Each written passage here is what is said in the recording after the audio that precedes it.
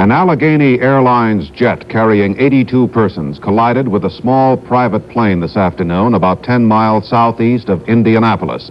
Both planes crashed to the ground. Apparently, there were no survivors. The commercial jetliner, Allegheny Flight 853, had originated in Boston.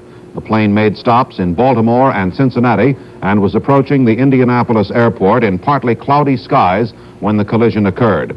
The Allegheny jet, a DC-9, crashed about 200 feet from a trailer park. Mrs. Frank Railing, the owner of the trailer park, gave this eyewitness report. She said, "I heard the plane coming down real low. I looked up out of the office window and saw the plane just about miss the top of the office. Then it landed in the field a couple of hundred feet away." She then went on to say, "The debris and bodies are all over our park." The private plane was identified as a Cherokee 170. Today's crash was the third involving Allegheny Airlines in less than 9 months. In one of the earlier crashes, 20 persons died. In the other, there were 11 deaths. Howard and I will be back with more news in a moment.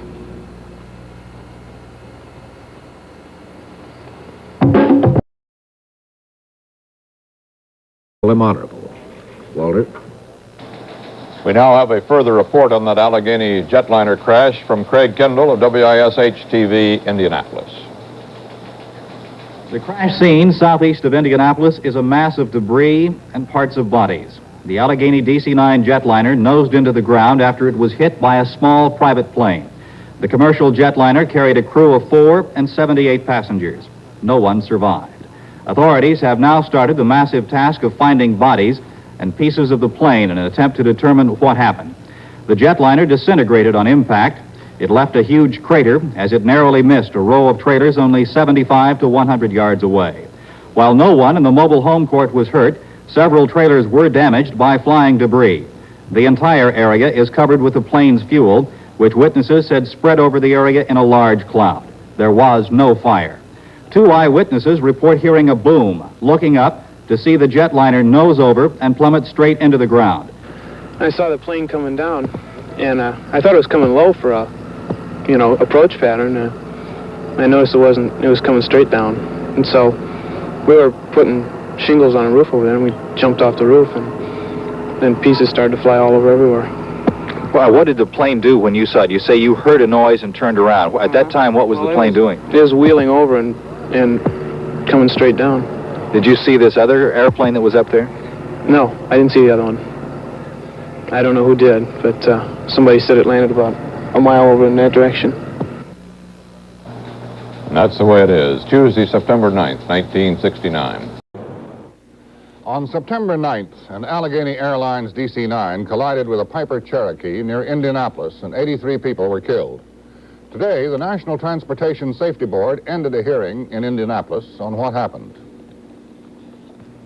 The hearing was trying to determine how 2 planes could collide in daylight, in clear air, and in an area under radar watch. Allegheny Flight 853 was accepted on radar by approach controller 𝗲𝗵𝗵𝗵𝗵𝗃, who was on duty when it disappeared from the scope. When I looked back at the scope, I noticed that the target was no longer visible on Allegheny 853. This was not an immediate concern to me, inasmuch as it's not particularly unusual to miss an aircraft for 2 or maybe 3 sweeps. I initiated my first transmission to Allegheny 853, which was, in effect, what is your altitude? I didn't necessarily care in this instance what his altitude was. It was just a method of trying to establish communications. I wanted to hear his voice. McCamick said he never saw the small plane on his radar screen at all. Most of the Indianapolis radar technicians who testified agreed that airplanes without transponders occasionally don't show up on radar. A transponder is a device on an airplane to strengthen its radar image. All commercial airliners have them, but many small planes don't, including the one involved in the collision. The hearing ended today after 3 days of testimony, and the information it produced will be reviewed in Washington. gives a value for an Lawyers representing a half dozen different aviation interests have questioned the witnesses. They've spent most of their time trying to protect their agencies from blame for last month's mid-air collision. As a result, there's been very little agreement on what caused it, and even less agreement on how to prevent the next one. Steve Delaney, NBC News, Indianapolis.